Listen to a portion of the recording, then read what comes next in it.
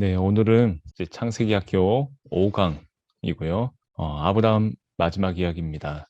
자, 오늘은 이제 두 가지 이제 챕터를 나눌 겁니다. 자, 소돔과 고모라의 멸망과 이삭의 출생과 사라의 죽음입니다. 자, 먼저 이 소돔과 고모라의 멸망 이 부분을 살펴볼 텐데, 롯은 이 요단 동편의 비옥한 땅이었던 이 소돔과 고모라 지역을 자신의 삶의 터전으로 선택하게 됩니다. 그런데 이 불행하게도 그 땅은 죄악과 불의가 가득한 땅으로 기록되어 있습니다. 그래서 이 땅은 하나님의 심판을 받기에 마땅한 땅이었다라는 것이죠. 마침내 소돔과 고모라 지역을 멸하기로 작정하신 하나님께서 먼저 이 사실을 아브라함에게 알리셨습니다. 아브라함은 하나님의 심판이 의로운 사람들에게까지 다 멸하시는 것이 아니냐고, 그것은 불공평한 것이라고 따졌고요. 이 소돔과 고모라는 의인 10사람조차도 발견할 수 없을 정도로 죄악으로 가득 찬 그런 곳임을 알게 됩니다. 결국 롯과 그의 아내 그리고 두 딸만 특별히 구원을 받고 나머지는 다 하나님의 심판을 받아 망하게 되는 거죠. 그러나 어렵사리 하나님의 구원을 입은 이 롯의 가정은 온전히 남아나지 못하게 됩니다. 롯의 아내는 뒤를 돌아보지 말라는 하나님의 그 명령을 어기고서 뒤를 돌아보다가 결국에 그만 소금 기둥이 되고 마는 것이죠. 그런가 하면 이 롯은 자기의 두 딸에게 속임을 당하게 되고 그들과 관계를 맺습니다. 그리고 그들을 통해 모압 족속과 암몬 족속의 이 조상이 되는 모압과 베남미를 낳게 되는 거지요. 자, 먼저 하나님의 그 아들 약속이 다시금 주어지게 됩니다.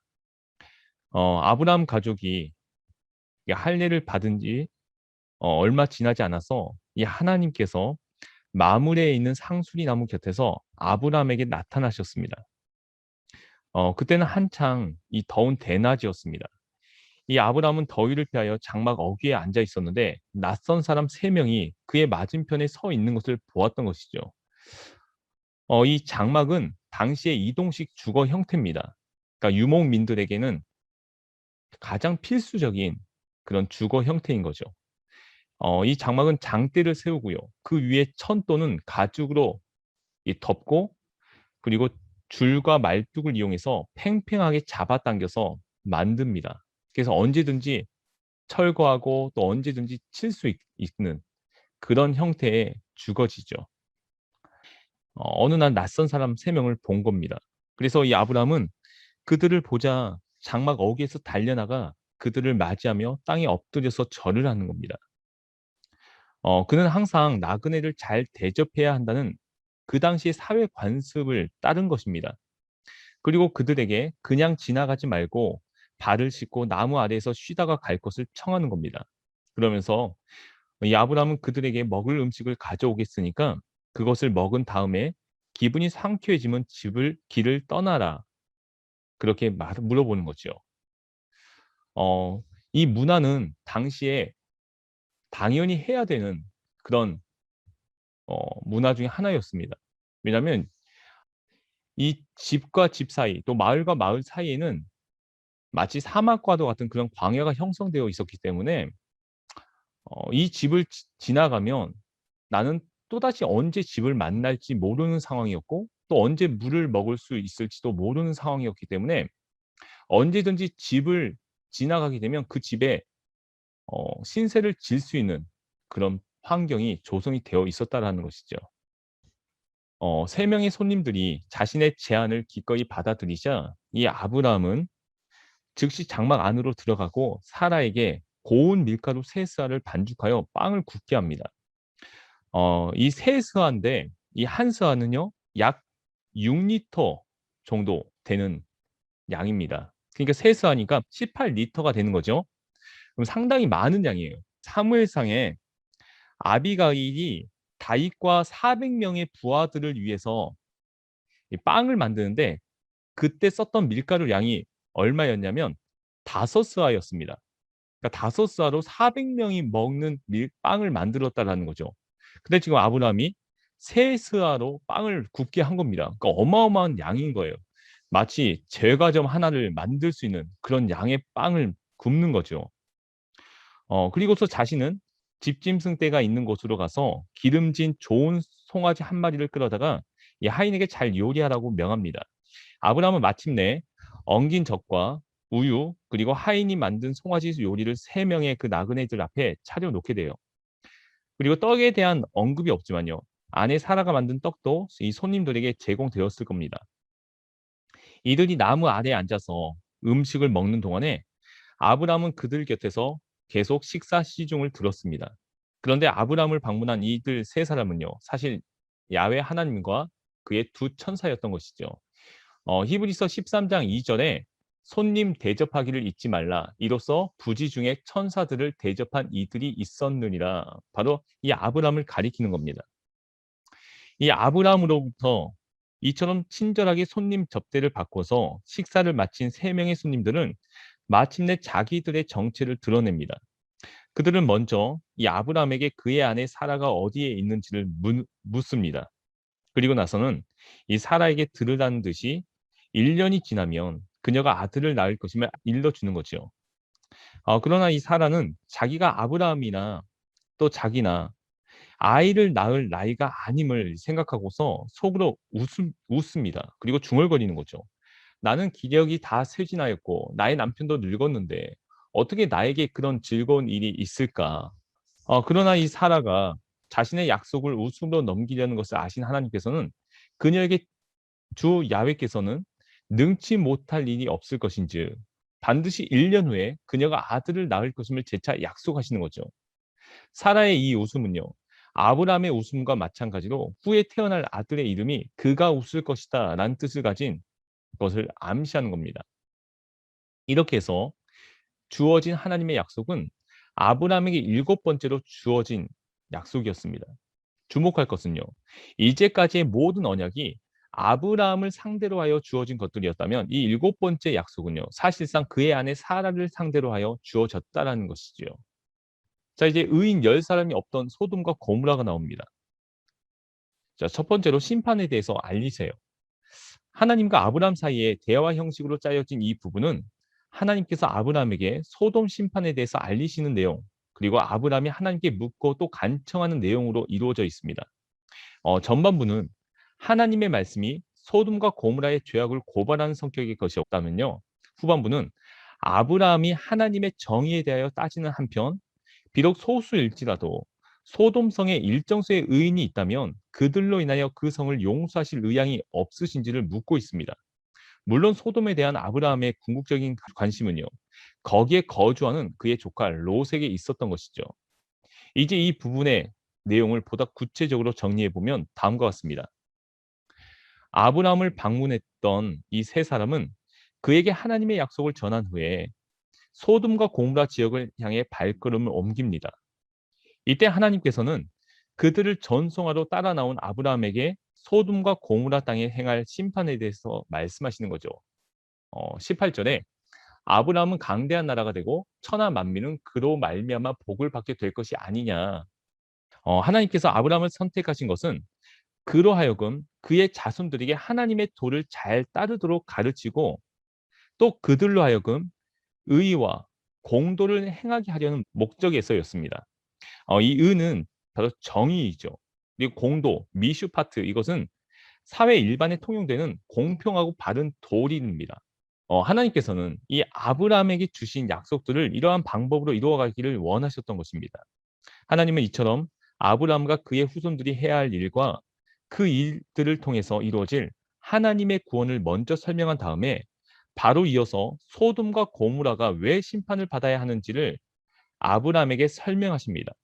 이 설명에 의하면 이 소돔과 고모라 멸망은 이 성읍들의 부르짖음이 컸다. 또 그들의 죄악이 심히 무거웠기 때문이다라고 얘기합니다.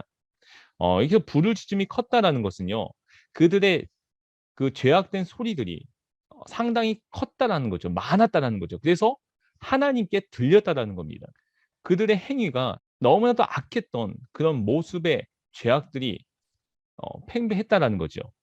그러면서 하나님은 그들에게서 비롯된 죄악의 부르짖음이 정말로 그러한지를 알아보기 위해서 이 소돔 지역을 방문할 예정임을 아브라함에게 밝히십니다. 그리고 나서 아브라함의 질문과 간청이 나오죠.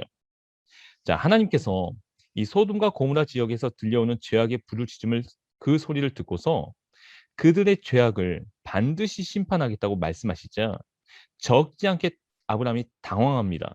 그래서 만일에 그곳에 50명의 의인이 있다면 그들을 위해서라도 그 성읍들을 용서하시는 것이 어떻겠냐고 간청하죠. 아울러 그는 의로우신 하나님께서 죄 없는 의인을 악인들과 함께 죽인다는 것은 도저히 있을 수 없는 것이고 의인과 악인을 구별하지 않고 똑같이 취급하는 것이 하나님께서 하실 일이 아니라고 말합니다. 그러나 아브라함과 하나님 사이에 그 이루어지고 있는 이 대화는 이러한 의문들이 잘못된 것임을 잘 보여주는 거죠. 달리 말해서 하나님은 결코 의인과 악인을 구별하지 않고서 똑같이 벌하시는 불공평한 분이 아니라는 것입니다. 자, 창세기 18장 26절에 보면 여호와께서 이르시되 내가 만일 소돔 성읍 가운데서 의인 50명을 찾으면 그들을 위하여 온 지역을 용서하리라. 자, 이 말씀을 하시죠.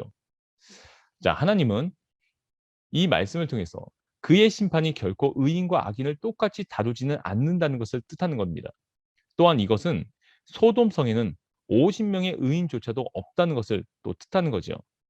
이에 아브라함은 50이라는 수에서 5을 뺀 수를 언급하면서 만약에 소돔 성에 45명의 의인이 있다면 어떻게 하시겠냐고 묻습니다. 그들을 위해서라도 소돔 성을 용서하실 의향이 없으시냐는 것이죠. 그러나 이에 대한 하나님의 답변도 마찬가지였어요. 45명의 의인이 있다면 용서하겠다는 것입니다. 하는 수 없이 아브라함은 계속해서 의인들의 숫자를 줄여나갑니다. 40명에서 30명으로, 30명에서 20명으로, 20명에서 마침내는 10명까지 숫자를 줄이죠. 그러나 이 소돔성에는 10명의 의인조차도 없었습니다. 하나님의 심판이 불가피했던 것이죠. 자, 그런데 왜 10명으로 끝낼까? 롯과 그리고 아내 그리고 그의 두 딸, 어, 이 가족만 봐도요 4명입니다. 그렇다면 4명까지 협상해야 하지 않았을까? 이렇게 생각할 수가 있는 거예요.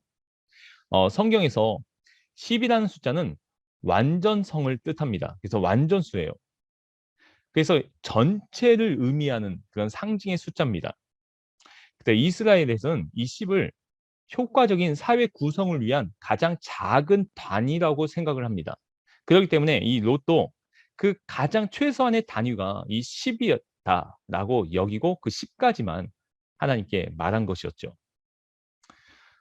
소돔과 고모라가 하나님의 심판을 받아야 할 그 이유에 대해 이 대화는 사실 하나님의 특별한 선택을 받은 아브라함과 그의 후손들에게 일종의 경고로 받아들여질 수 있었습니다. 왜냐하면 하나님의 약속을 받은 그들은 하나님의 복을 이루기 위해 선택된 자들로서 의와 공도를 행함으로써 하나님의 선택에 갚을 만한 그런 책임을 완수해야 했기 때문입니다.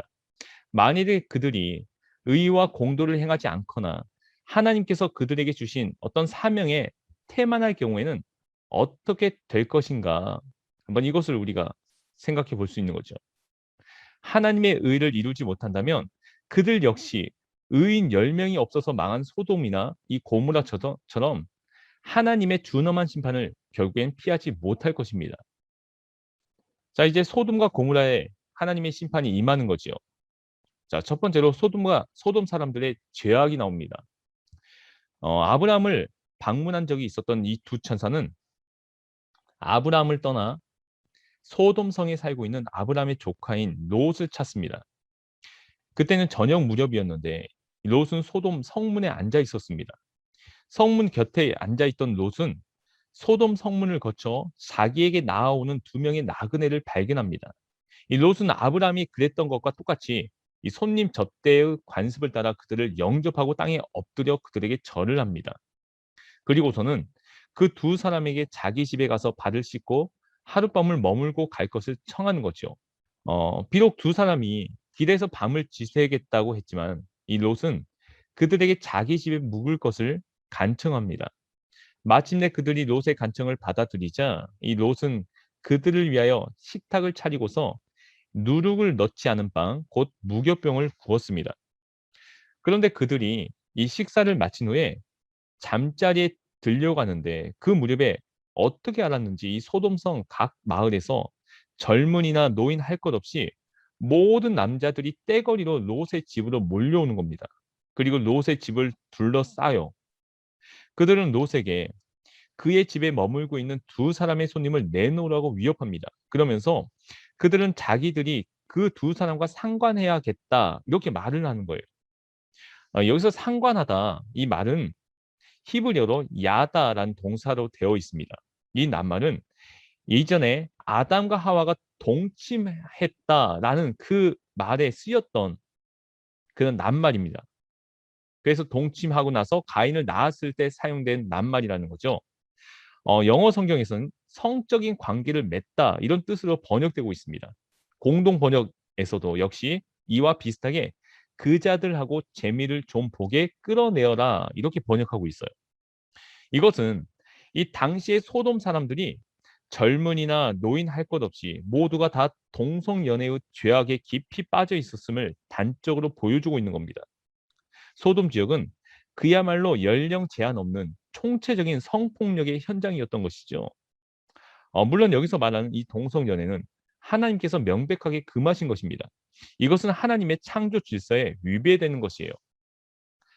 레위기 18장 22절에 너는 여자와 동침함 같이 남자와 동침하지 말라. 이는 가증한 일이니라 라고 되어 있는 것처럼 하나님 앞에서 죄악된 모습인 거죠.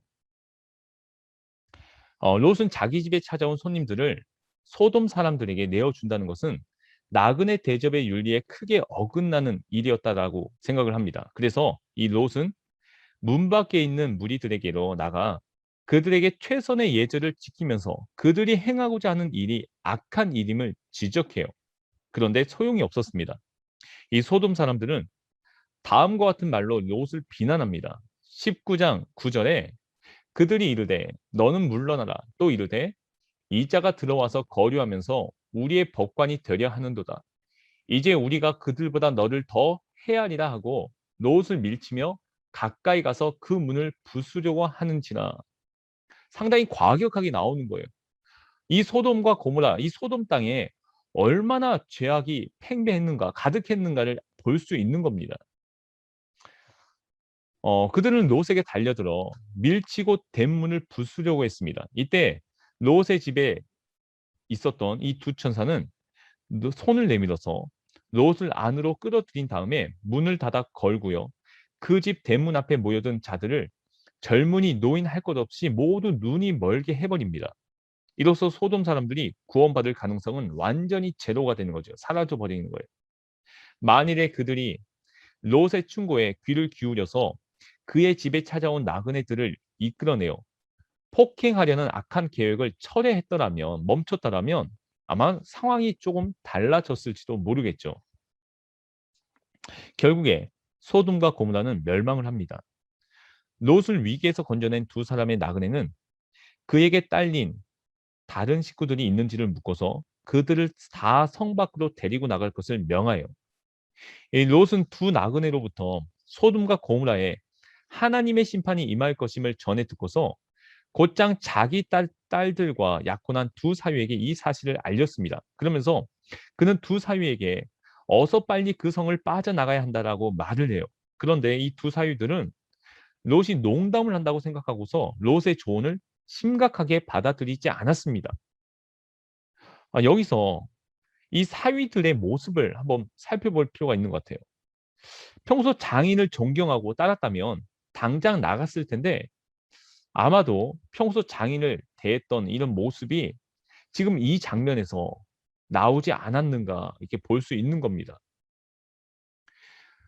동이 틀 무렵이 됐는데도 이 롯이 꿈을 거지자 이 두 사람은 롯과 그의 아내와 그의 두 딸의 손을 잡고 성 바깥으로 안전하게 대피시켰습니다. 그러면서 그 천사는 소돔성을 빠져나갈 때 절대로 뒤를 돌아보거나 들에 머물러선 안 된다라고 경고합니다. 19장 17절에 그 사람들이 그들을 밖으로 이끌어낸 후에 이르되 도망하여 생명을 보존하라. 돌아보거나 들에 머물지 말고 산으로 도망하여 멸망함을 면하라. 이렇게 되어 있어요. 여기서 네 가지 명령형이 나타나 있습니다. 히브리어 본문을 한번 살펴봐서 번역을 해보면 두 개의 긍정 명령문이 처음과 끝에 나타나는 것을 볼 수 있습니다. 너의 생명을 위해 도망쳐라. 내가 파멸에 휩쓸리지 않도록 산으로 도망쳐라. 이 명령들은 같은 의미를 나타냅니다. 그리고 그 사이에 두 개의 부정 명령문이 등장해요. 내 뒤를 돌아보지 말라.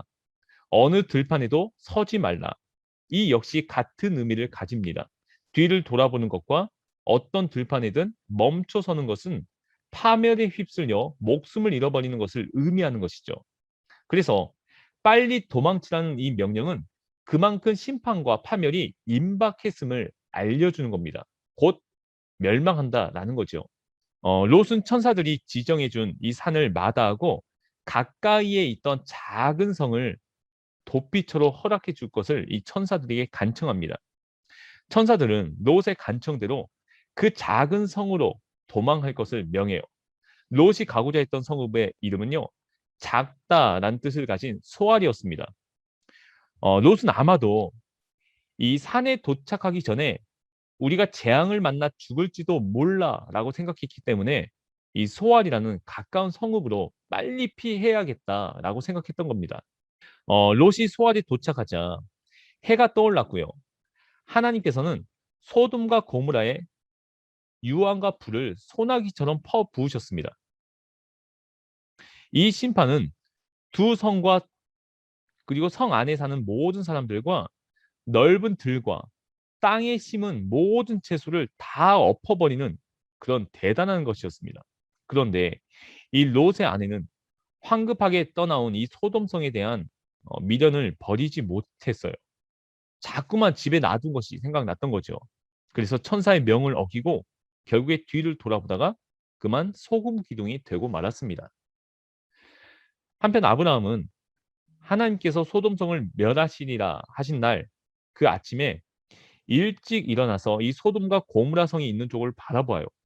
그랬더니 이미 하나님의 심판을 받은 그곳에서는 마치 온기가마에서 나는 것과 같이 그런 많은 연기가 솟아오르고 있었던 것이죠. 여기서 분명해지는 것은 야훼 하나님이 복과 약속을 주시는 분이면서 동시에 죄악에 대해 철저하게 심판하시는 분이다라는 겁니다. 아브라함은 소돔과 고모라에 내린 하나님의 준엄한 심판을 직접 목격함으로써 세상에 하나님의 복을 전해야 하지만 경우에 따라서 이 하나님의 심판에 대해서 또 증거해야 하는 그런 사명을 갖게 된 겁니다. 자, 이제 모압과 암몬의 기온이 나옵니다. 롯은 스스로가 선택해서 소활성으로 피신했으나 너무도 작은 성읍이어서 거기에 사는 것에 대해서 두려움을 느낍니다. 그래서 그는 두 딸을 데리고 소알을 떠나 산으로 들어가 숨어서 살게 됩니다. 그가 두 딸과 함께 피신한 곳은요, 깊은 굴 속이었어요. 그런데 이 롯의 두 딸은 자손을 얻어야 한다, 이런 의무감에 매여 있었던 것 같아요. 그래서 아버지 롯에게 많은 술을 먹이고 제각기 그와 동침합니다. 이 롯은 정신을 차리지 못할 정도로 많은 술을 먹은 까닭에 자기 딸들이 자기와 관계를 맺은 사실을 전혀 알아차리지 못하는 거예요.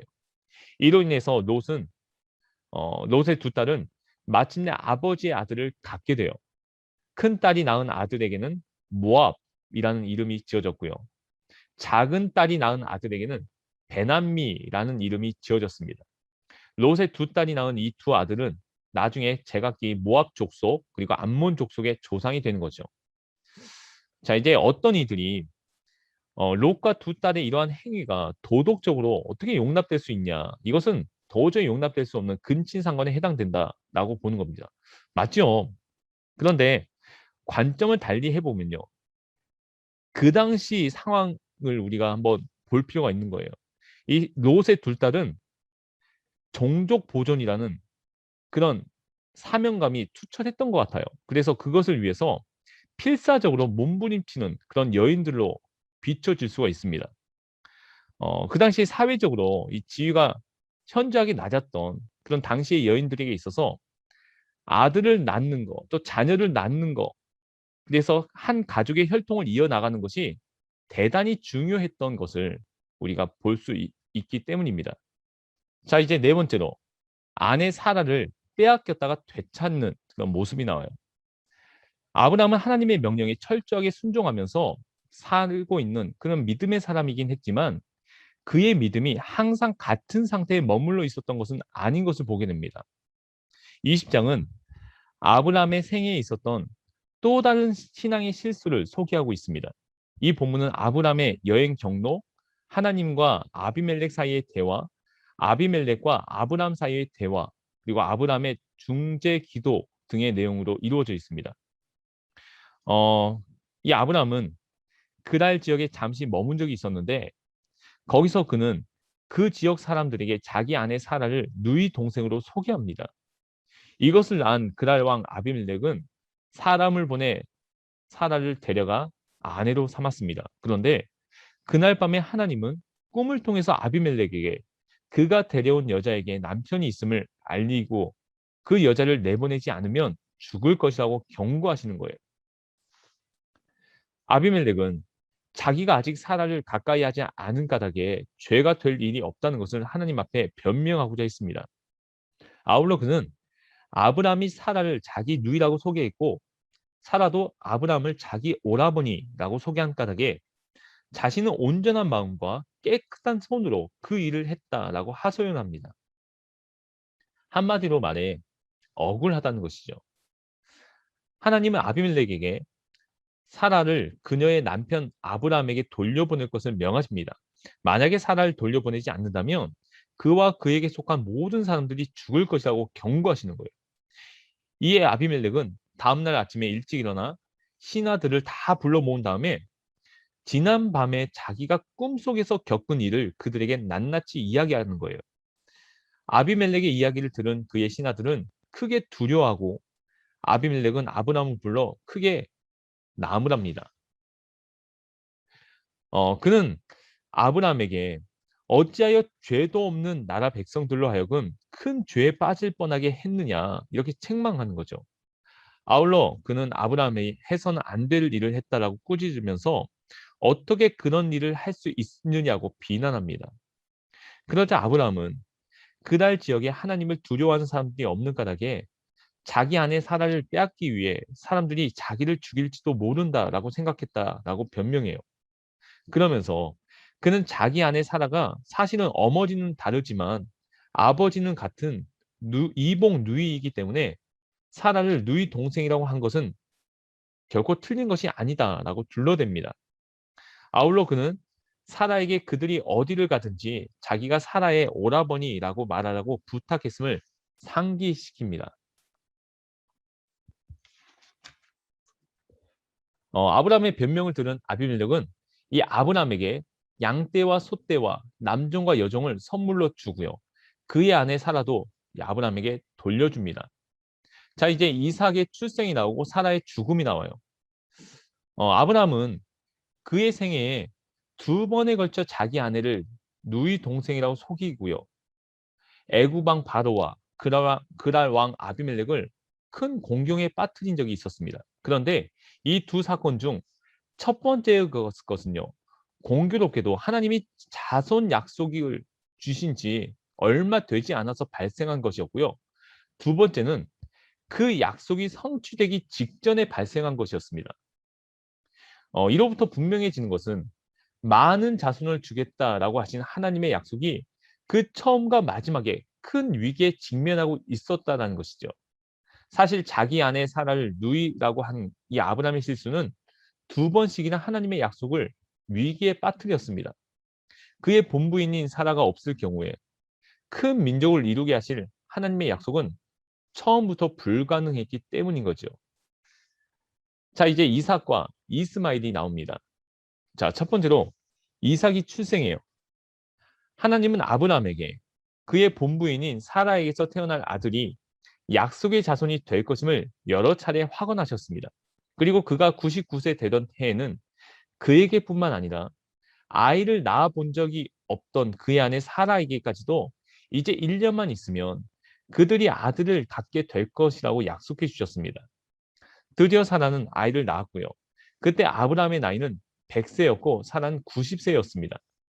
이삭의 이름의 뜻은 그가 웃다라는 뜻을 가졌어요. 자, 21장 이전에 사라가 임신하고 하나님이 말씀하신 시기가 되어 노년의 아브라함에게 아들을 낳으니, 자, 늙은 아브라함과 사라가 이삭을 낳았다. 이 말이 무슨 의미가 있을까? 아브라함과 사라가 하나님의 약속을 반신반의하면서 웃었던 것이 이제는 기쁨과 감사의 웃음으로 바뀌었다라는 뜻입니다.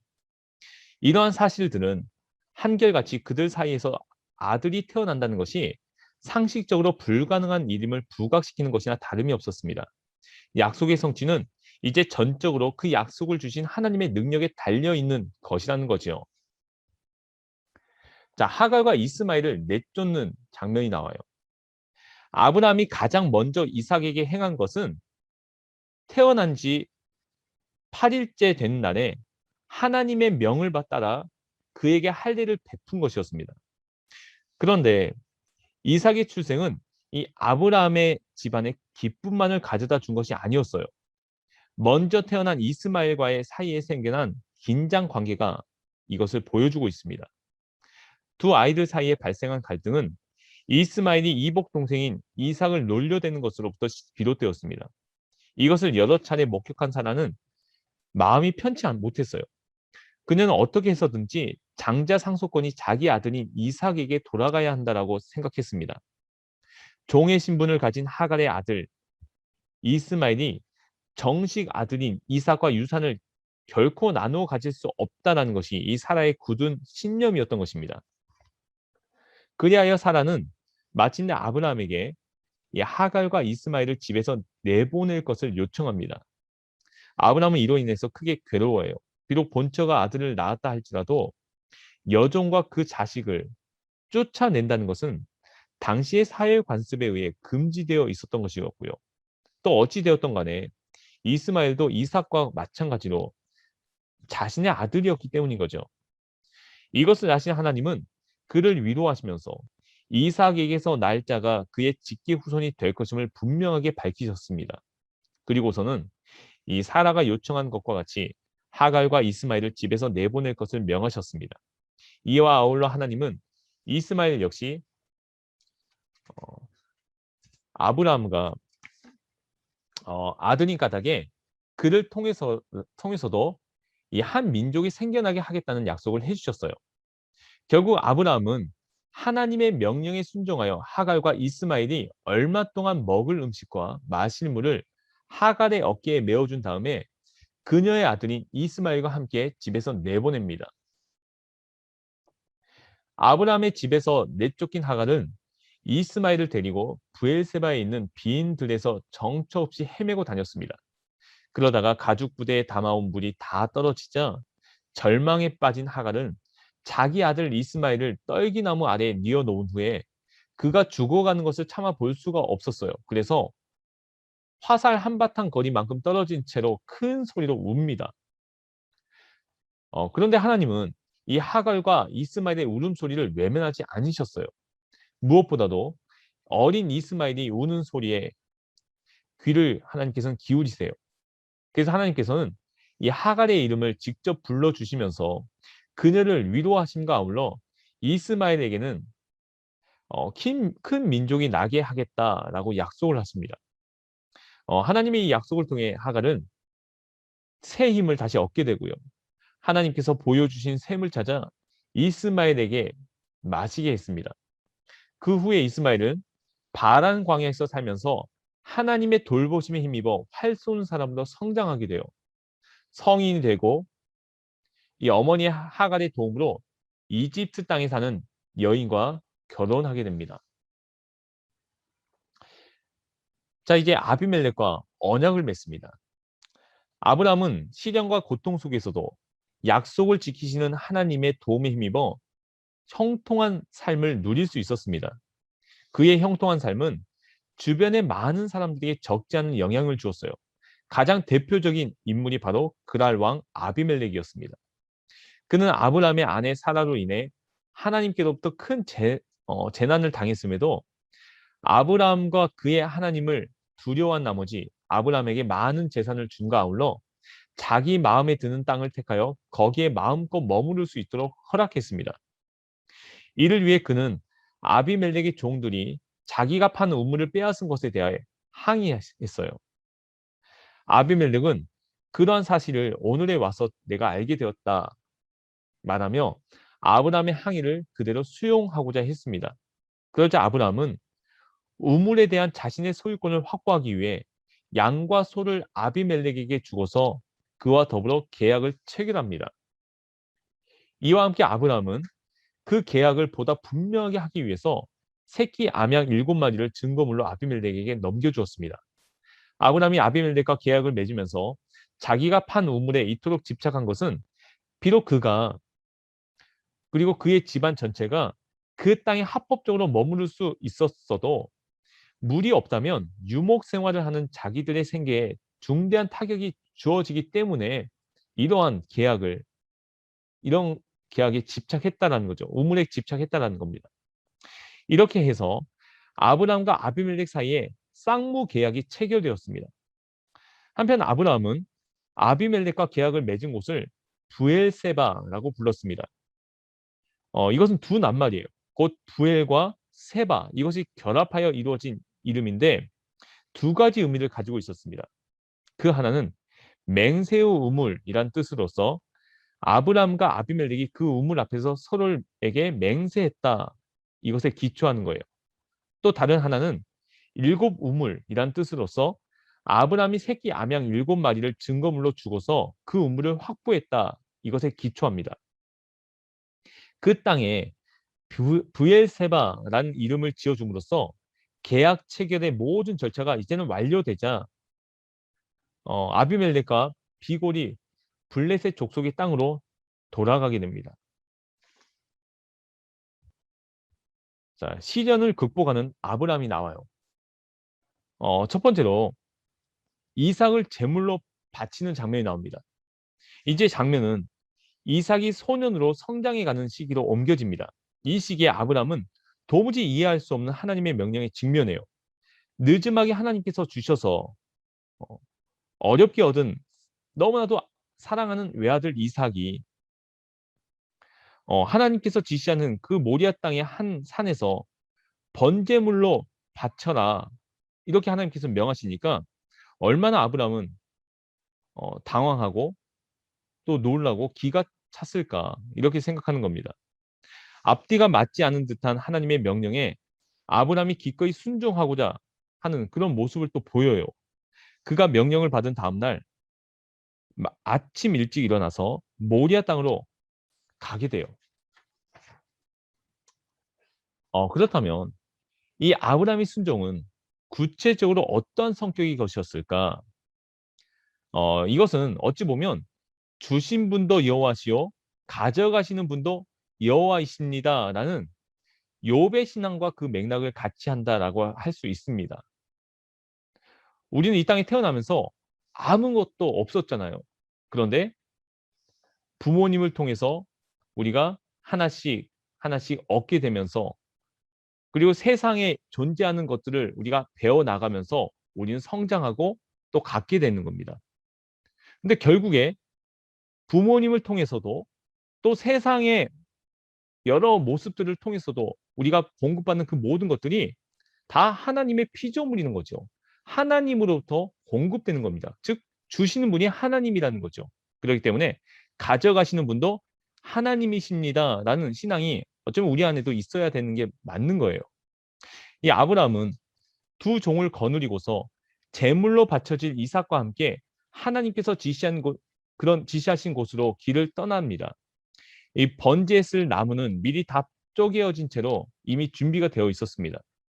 모리아산이 후에 예루살렘 성전이 세워졌던 곳임을 고려한다면 이 아브람의 부엘세바에서 그곳까지의 여행길은 아마 대략 70km 정도였을 것이라 생각을 합니다.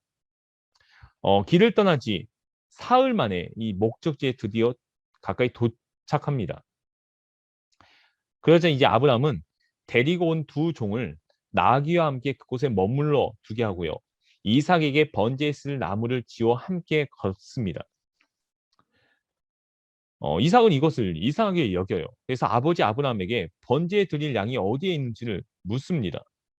이 물음에 아브라함은 번제에 바칠 양은 하나님께서 손수 준비하실 것이다 라고 대답을 하는 거예요. 창세기 22장 11절 12절에 여호와의 사자가 하늘에서부터 그를 불러 이르시되 아브라함아 아브라함아 하시는지라 아브라함이 이르되 내가 여기 있나이다 하매 사자가 이르시되 그 아이에게 내 손을 대지 말라 그에게 아무 일도 하지 말라 내가 내 아들 내 독자까지도 내게 아끼지 아니하였으니 이제 이제야 내가 하나님을 경유하는 줄을 아노라.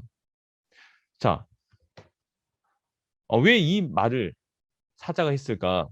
자, 하나님께서 말씀하신 곳에 도착한 후에 이 아브람은 이삭을 번제로 드릴 준비를 합니다. 성경 말씀에 보니까 이 진행 순서가 상당히 자세하게 기록되어 있습니다. 첫 번째로 제단을 쌓는 것으로 시작을 해요. 자, 그리고 나서 그곳에 장작을 버려놓고요. 이삭을 묻습니다. 네 번째로 제단 나무 위에 이삭을 올려놓습니다. 그리고 이제 마지막으로 칼을 잡아서 죽이려고 하는 찰나에 이 11절 12절에 나와 있는 말씀처럼 하나님의 사자가 멈춰라. 내가 하나님을 경외하는 줄을 안다라고 얘기하는 거죠. 한편 아브라함의 이 온전한 믿음을 칭찬하신 하나님은 아브라함이 번제로 드릴 순양을 미리 준비해 두셨습니다. 아브라함은 뿔이 수풀에 걸려 있어 꼼짝 못한 채로 있던 이 순양을 잡아서 하나님께 번제물로 드린 다음에 이 감사와 감격에 사로잡힌 나머지 그곳 이름을요 여호와 이레라고 불렀습니다. 이는 야훼께서 미리 보신다, 준비하신다, 감찰하신다 등의 뜻을 가지고 있는 표현이에요. 그러니까 하나님이 이 아브라함의 믿음을 보시고서 그에게 필요한 재물을 미리 준비하셨다라는 뜻입니다. 자, 여기에 이제 나홀의 가계가 나요. 이 아브라함에 얽힌 이야기가 이제 갑자기 그의 동생인 나홀의 족보를 소개하는 쪽으로 방향을 바꿉니다. 왜 그럴까? 이 족보에 의하면 나홀은 그의 아내 밀가로부터 8명의 아들들을 낳았고요. 첩인 루마로부터는 4명의 아들들을 낳았습니다. 그런데 이 족보에서 두드러진 인물은요. 밀가의 소생의 막내 아들인 부드엘과 그의 딸 리브가입니다. 후에 나오는 바와 같이 이 리브가는 이삭의 아내가 된 사람인 거죠. 이를 보면 왜 나홀의 가기를 이처럼 자세하게 소개했는지의 이유를 분명히 알 수 있는 거예요. 그러니까 이 나홀의 족보는 이삭의 결혼에 관한 이야기를 예비하는 성격의 그런 글이었던 것인 거죠. 자, 이제 사라를 장사 지냅니다. 90세가 되어서야 아들을 낳았던 아브라함의 아내 사라는 사랑하는 아들의 이 결혼을 결국에 보지 못하고 127세의 일기로 세상을 떠납니다. 그녀가 죽은 곳은 헷 족속이 살고 있던 헤브론이에요. 곧 기럇 아르바입니다. 아브라함은 이 아내를 생각하면서 곡을 하고 웁니다. 애곡하는 기간이 끝나자 이제 죽은 아내의 시신을 매장해야 하는데 불행하게도 당시 아브라함은 아내를 매장할 땅을 전혀 가지고 있지 않았다라는 겁니다. 아브라함은 하는 수 없이 그곳에 원래 살고 있었던 원주민인 이 헷 족속을 찾아갑니다. 그리고 그들의 동의를 얻어서 아내의 시신을 매장할 땅을 구입해야만 했습니다. 그러자 헷 족속은 이 아브라함을 일컬어 하나님의 방백이라고 칭하면서 그에게 가장 좋은 땅을 매장지로 주겠다고 말을 해요. 헷 족속의 제안을 들은 아브라함은 소알의 아들 에브론의 반머리에 있는 막벨라 굴을 매장지로 사고 싶다라고 자신의 생각을 그들에게 전달해요. 이에 에브론은 성문에 모인 모든 사람들 앞에서 자신이 그 굴과 그 주변의 밭까지도 아브라함에게 주겠다라고 말합니다. 아브라함이 그냥 받을 수 없다. 내가 그 밭값을 주겠다라고 하자 에브론은 그 값이 은 400세겔인데 어찌 그것을 가지고 거래하겠느냐 이런 투로 말을 하는 거예요. 에브론의 이 말투는요.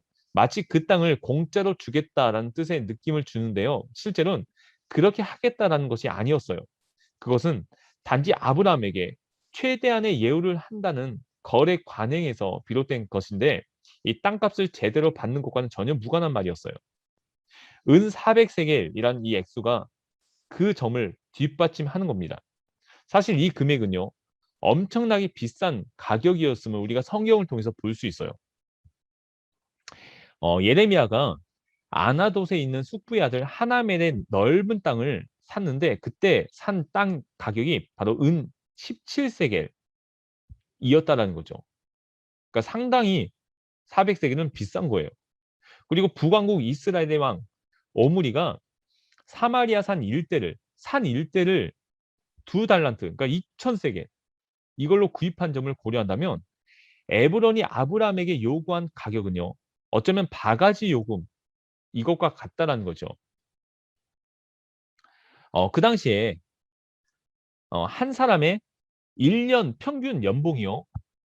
은 5에서 10세겔 정도였답니다. 그러니까 5세겔이나 10세겔이 한 사람이 1년 동안 열심히 땀을 흘려 버는 돈이었다라고 해요. 그렇다면요. 이 400세겔은 한 사람이 아무것도 쓰지 않고요. 마치 40년간 계속 적금을 붓듯이 내야 하는 그런 돈이었다라는 거죠. 여기서 질문을 할 수가 있어요. 어, 먼저 아브라함은요. 이 땅을 그냥 주겠다라고 하는 이 에브론의 호의를 계속해서 거절합니다. 근데 그 이유가 무엇일까? 하나님이 주시는 약속의 땅에 들어갈 이 하나님의 언약 백성들은요. 세상과 철저하게 구별되어야 한다라는 것을 보여주는 거예요. 하나님이 주시는 땅에는 언약 백성만이 거할 수 있다라는 거죠. 헷 족속을 비롯한 이방 민족은 아브라함의 자손과 함께 약속의 땅에 거할 수 없다는 것을 말하는 겁니다. 그런데 이 하나님은 이방 민족이 하나님의 언약 백성이 되는 길을 열어주셨어요. 그게 뭐냐면 누구든지 예수 그리스도를 믿으면 아브라함의 자손이 될 수 있다. 즉 하나님의 백성이 될 수 있다라는 것을 말씀하셨죠. 두 번째로 그렇다면 아브라함은 왜 400세겔이라는 막대한 비용을 지불하고 에브론의 땅을 구입했는가? 하나님의 언약 백성은 이 하나님이 약속해 주신 땅으로 들어가기 위해서라면 그 어떤 희생도 불사할 수 있다는 아브라함의 신앙이 반영되는 겁니다. 그래서 우리가 이런 생각을 할 수 있어요. 그렇다면 지금 우리는 하나님의 나라에 들어가기 위해서 그리고 지금 내가 살고 있는 그 장소가 하나님의 나라가 되게 하기 위해서 어떤 고난을 겪고 있는가? 성도에게 있어서 하나님의 사람들에게 있어서 이 고난은 어쩌면 선택이 아니라 필수일 수 있습니다. 하나님의 마음을 품고 하나님의 시선으로 세상을 살아가기엔 우리가 포기해야 될 것도 있고요. 가지 말아야 할 것도 있고 또 하지 말아야 할 것도 분명히 있다라는 거죠. 그런데 그러한 포기로 인해 그러한 우리의 노력으로 인해 내가 서 있는 그곳이 하나님의 나라로 서서히 변화가 되는 거죠. 하나님께서 계속해서 일을 하시는 겁니다.